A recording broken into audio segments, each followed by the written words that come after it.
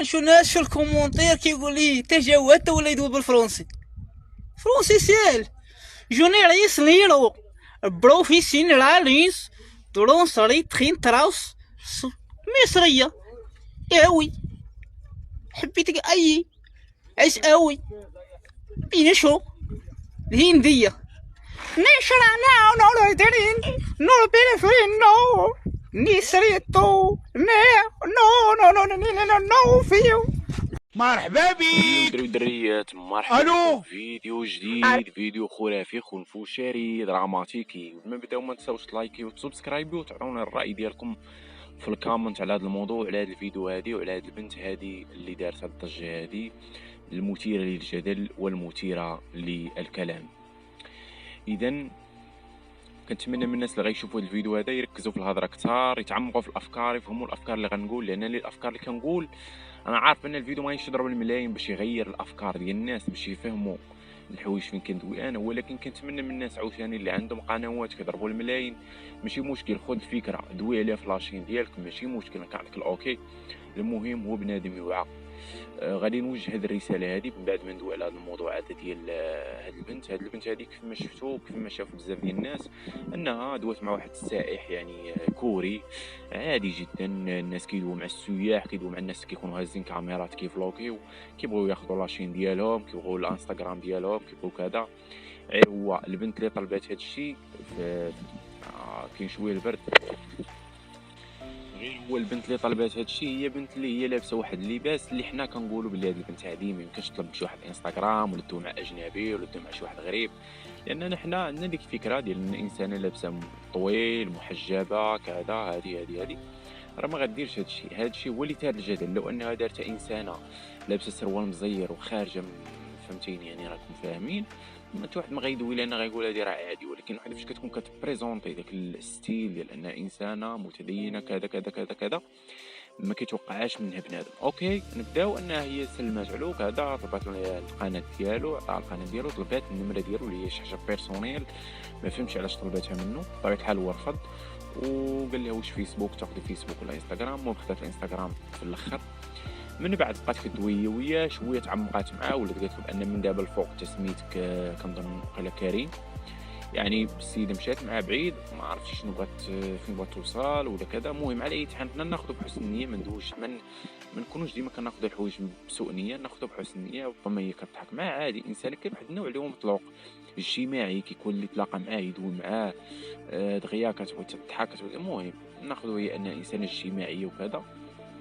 من بعد انا بدات كدوي على قالت لي الناس اللي كاينين هنا يعني واش كتقصد المدينه ديالها يعني اللي هي كازا اولا كتقصد المغرب كامل. دوات على الناس قالت لي الناس هنا خايبين وكذا وهذه هذه ما عجباتش كلشي بطبيعه الحال، لانه حشومه يعني قدام اجنبي ومازال ما درتي معاه والو، زعما ما درتي معاه في طاجين ما يتحرق وتدوي علينا بديك الطريقه حشومه يعني ما جرينا لك حنا ما شنو بنادم شنو دار ليك انت جمعتينا كاملين ما كنتيش مثلا سام بيبل يعني بعض الناس ولا ما انت قلتي لي كلشي يعني واش حنا كلنا خايبين درنا لك اختي انت ربما تدبري على راسك. حنا شنو درنا لك؟ حنا درنا لك والو، الله يعرضك السلام. انا ما عندي حتى شي مشكل مع ان طلب الانستغرام، طلب النمره، طلب له السميه، تعرفوا على دارهم، داكشي كله ما كاينش فيه مشكل، حتى شي واحد ما غيدوي فيه. ولكن انك تدوي علينا حنا وتقولي للناس انا خايبين، كيبقى الراي ديالك كيتحترم الاخت ديالي ولكن حشومه فهمتي حشومه يعني هو مازال ما دار معاك في الطاجين ما يتحرق انت دويتي فينا خايب بحال هكاك وما عرفتيش واش واش كان كيصور ولا ما كانش كيصورها. هو كان كيصورها، هو خلق لك مشكل وباين انت انسانه طيبه من اللباس ديالك وداكشي، يعني باين غادي تكون واحد العائله محافظه وغادي تكوني يعني ساكنه في واحد الحي اللي وين ما نقولوش شعبي، ولكن غيتخلقوا لك مشاكل اختي من والو. يعني ها انت كنتي انسانه كلشي يحترمك غير من اللباس ديالك، الانسان مي يحترمك يعطيك واحد القيمه كبيره، وانت درتي واحد التصرف اللي ها هو غيولي خالق لك مشكل، خالق مشكل العائله ديالك. الا عندك شي خوت هما يوليو مخلوق عليهم مشكل. خاص الانسان ديما يفكر قبل ما يدوي فهمتيني. كاين شي حوايج كاين اللي ما عارفش، كاين اللي ما عارفش ناخذ بحسن النيه، كاين اللي ما عارفش كيدوي شي حوايج كيكون اللي قلبو على لسانو، ربما عنده مشكل مع شي حد جمعات كلشي قال ديك الكلمه خرجات خداوها بنادم ولا كتبارطاجا في لي باج ولا الفيديو دايع ملي كنقول لك دايع راه دايع ديال بصح راه مشكل، راه مشكل. اخوان ما تبقاوش تبارطاجيو ديك الفيديو، راه ما عرفتوش المشاكل اللي ممكن تطرى ليها هي، اللي ممكن تطرى للعائله ديالها، الاخوان ديالها اللي عندها شي خوت. راه فريمون كيولوا مضايقات، خصوصا اللي كانت ساكنه في حي شعبي. نقول لكم الاخوان، راه هادشي راه مشكل. هي راه هادشي بنادم كيدوي، حنا كندويو، ولكن هادشي راه خوتي راه باش نكونوا واقعيين. هادشي ديما يحاول يتمص في البدايه، اما تنتشر ما عندك ما تطمس فيه، عندك ما تحبس فيه.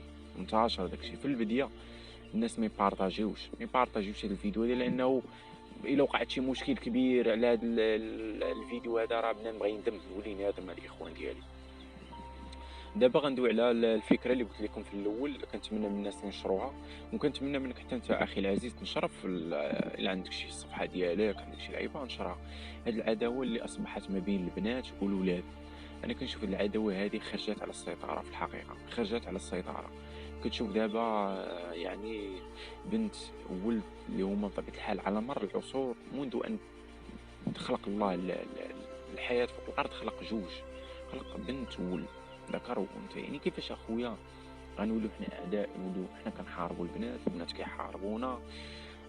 كيفاش غنقدروا نزيدوا لقدام؟ راه ما نقدروش نزيدوا لقدام بحال هكا، باش تكونوا فاهمين. وانا غنقول لكم السبب منين جاي. السبب جاي من هادشي ديال المؤثرين، اللي مثلا كتلقى واحد طرالو مشكل مع مراته ولا مع شي انسانه، كينوض كيدوي وكيتشحر، وكيولي هو دوك الناس اللي بحالي انا مثلا، بحالك انت مثلا، مازال ما مزوج، ما هو كيقول بان راه هذا الزواج هو هادشي، الزواج هو هذاك مثلا، هذاك كريمو مثلا هو اللي كل الاحترام حتى هو، ولكن اي من داكشي اللي كيقول راه السيده خوراتو بهذا المفهوم، ولكن راه كيبقى هو، فهمتي؟ هذا ماشي ديال القاعده، ماشي هي ديال القاعده. انت سيدي خورات كاع متفقين معك داكشي اللي كتقول، انطلاقا من داكشي اللي كتقول خورات كسيدي، حنا معاك، باش تسحبنا حنا ما معاكش، حنا معاك. ولكن اخويا راه هذه ماشي هي القاعده، هذا راه استثناء، ماشي ديال القاعده. ما غايش نبينو حنا على الفشل ديالك انت، يعني صافي الناس ما يديروش، او ان مثلا مؤثرات كتشوفوا مثلا مايا، كتشوفوا بزاف ديال المؤثرات اللي كيدويو، ديما الهضره ديالهم هي عباره عن انها تحريض على تفكيك الاسره، هضره يعني في كيف ديري له، هضره اللي كتستهدف الاسره بالمقام الاول، يعني بغض النظر على الاسماء. يعني ممكن هذه السميه هذه، ممكن سميه اخرى. البنات مثلا الصغارات اللي مازال باقات ما مزوجينش، مازال في مقتبل العمر، كيشوفوا ديك الفيديوهات كياخذوا الفكره، كيقولوا بان المغربي هكا داير، يعني الانسان المغربي غتاخذي غتولي معاه عارف المشاكل، غيولي كذا. كتشوف مثلا الانسان هذوك المؤثرات كيبقاو بارطاجيو ديك الحياه اللي كيعيشوا ديال اللوكس، وهي راه ما عارفاش، بنت مثلا صغيره ما عارفاش هذيك اختنا شنو كدير في الليل باش تعيش ديك الحياه ديال اللوكس. ما بارطاجاتش معاك اختي كلشي، بارطاجات معاك على شي حاجه، على اللوكس اللي عاشت. انتي مزوجه بشي واحد اللي هو على قد الحال، صالير ربما ب 2000 درهم، ربما 3000 درهم، كل واحد ورزقه.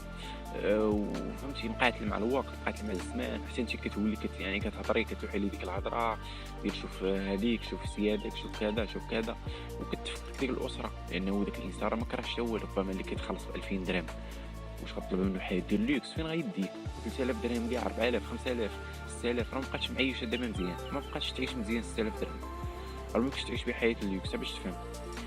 يعني فهمتيني، خرجات عندنا السوشيال ميديا. انا كنقول السوشيال ميديا هي السبب في خلق هذا المشكل، زادت كملت ديك الموجه ديال الريد بيل والفيمينيست، وهي تخلق موجه كبيره، ولا دابا واحد التعصب كبير ما بين البنات والدراري، تعصب كبير. كلشي ولا فاهم القوال، كلشي باغي يقول بالاخر، البنت باغا تقول بالدري، الدري باغي يقول بالبنت، كلشي حاضي منه داير اتونسيون، حتى واحد ما داخل على النيه. يعني من كيتزوج بنت بالدري ولا دري بنت، ما كيدخلوش بالنيه، فهمتي؟ داخلو حاضي، عندك تخورني، عندك دير ليا بحال كريمو، عندك دير ليه كذا، عندك دير ليا كذا، فهمتيني؟ وكندخلوا في هذه الدوامه هذه، وما كينجحوش العلاقات، مابقاش كينجح الزواج، نكذب عليك مابقاش كينجح، نسبه قليله وقليله بزاف. وحتى مثلا اللي كيكونوا داخلين على النيه في الاول، شويه كيبداو يدخلوا للسوشيال ميديا، كيبداو يسمعوا الهضره، كيبداو يسمعوا كذا، وكتبدا تفشل، فريمون كتفشل داك الزواج، واخا بداو في الاول بنيتهم وداكشي. ما نكذبوش ان كاينين رجال اللي كيكونوا خبيثين، وكاينين بنات اللي كيكونوا خبيثات، وكيدخلوا مع انسان على نيته، طرف دخل على نيته وطرف لا، وكيفشل داكشي. ما غاديش نكذبوا في هذه المساله هذه. ولكن واش غدير يعني مالغري كلشي هادشي كلشي راه ما خصكش تمشي في داك الطرح ديال انك تبعد ما دير حتى حاجه وصافي ما تمشيش تزوج صافي. لا اخويا، راه غادي توقف السلاله المغربيه غتوقفها اخي العزيز. اوكي، دابا دويت على هاد النقطه هادي، غندوي دابا على هاد الزواج الاجانب. يعني مثلا دري كيتزوج باجنبي، خصوصا في الفيديو ما قبل الاخير كنتوقع بزاف ديال البنات قال لي دوي على الدراري حتى هما راه كيتزوجوا البنات، يعني قالوا بانه راه حتى الدراريات هما كيتزوجوا باجنبيات. غندوي علاش الدري ملي كيشوف بنت تزوجات باجنبي كيبقى فيه الحال والدريه كذلك. انا نقول لك، هي كاينه واحد الغيره ضمنيه باش نكونوا فاهمين.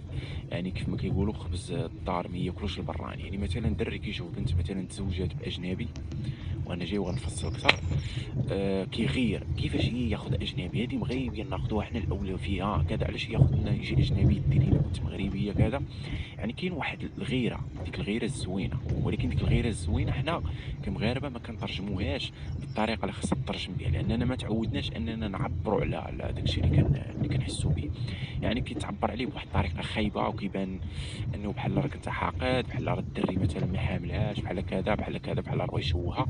ولكن هاد الهضره ما كاينش منها، ما كاينش منها. الهضره هي غيره على انه كيفاش بنت بلادك كذا. يعني خاصة تزوج ولا من ماشي من الافضل، ولكن من الاولويات، من الاولى انه يزوج بها مغربي وتبقى مغربيه زوينه ديالنا، تبقى حنايا كذا. يعني كتبقى ديك القوميه، ديك النظره القوميه وديك الفكره القوميه كتكون عند جميع الناس، هي اللي كتخلي الانسان يحس بديك الغيره. كذلك البنت كتشوف مثلا واحد متزوج بقوريه فكيبقى فيها الحال كيفاش مغربي، من الاولى انه يتزوج مغربيه بنت بلادي كذا هادي. وفهمتيني، ونبقاو حنا مغاربه ديالنا وهادي. مالغري ما يمكنش نطبقوا هذه القاعده، لانه في العالم كله كاين داك الزواج ديال الاجانب، وحده كتزوج باجنبي، اجنبي كتزوج باجنبيه. يعني في العالم كله هاد الفكره كاينه، ما يمكنش نجي انا ولا انت نغيروها في بلادنا. اوكي اوكي. دابا غنفصل في واحد التفصيله. يعني الدري مثلا كتلاحظوا ان فاش كيتزوج مثلا مغربي بشي واحد افضل منه، مثلا خليجي يعني عنده فلوس اكثر منه، كيحس بواحد الغيره في شكل.